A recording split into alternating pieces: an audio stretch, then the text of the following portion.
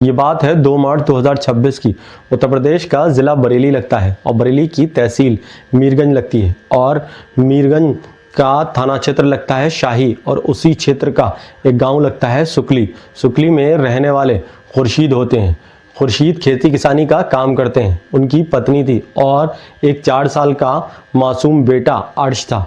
खुर्शीद अपने बेटे के साथ आए दिन जब खेत पर जाया करते थे तो अपने 4 साल के बेटे अर्श को अपने साथ लेकर जाते थे। इसी बीच 2 मार्च 2026 को खुर्शीद अपनी पत्नी के साथ किसी काम से बाहर जाते हैं। जब वो मासूम अर्श अपने माता पिता को घर के अंदर नहीं पाता है तब वो खेलते हुए धीरे धीरे घर के बाहर निकल रहा आता है।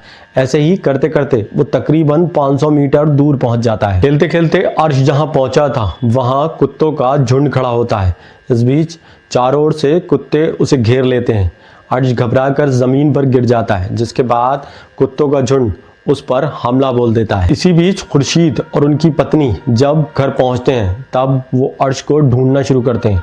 आसपास कई जगह अर्श को खोजा जाता है लेकिन अर्श का कहीं भी कोई पता नहीं चल रहा था। उधर अर्श कुत्तों के झुंड के बीच में घिरा हुआ था। मासूम की जब चीख निकलती है तब खेत के पास काम कर रहे किसान दौड़कर आते हैं। जब तक अर्श की चीख किसानों के कानों तक पहुंचती है और किसान दौड़कर अर्श के पास पहुंचते हैं तब तक उस 4 साल के मासूम को कुत्ते उसका पेट फाड़ चुके होते हैं और सीने का मांस नोच कर खा रहे होते हैं। उधर गांव वालों का शोर शराबा सुनकर जब खुर्शीद उस ओर दौड़ते हैं तब वो जैसे ही वो मंजर देखते हैं तो वो बेहद ही चौंका देने वाला था।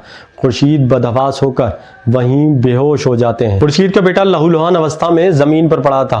किसान दौड़कर खुर्शीद के बेटे को अस्पताल ले जाते हैं जहां डॉक्टर खुर्शीद से कहते हैं कि उसका बेटा अब इस दुनिया में नहीं रहा।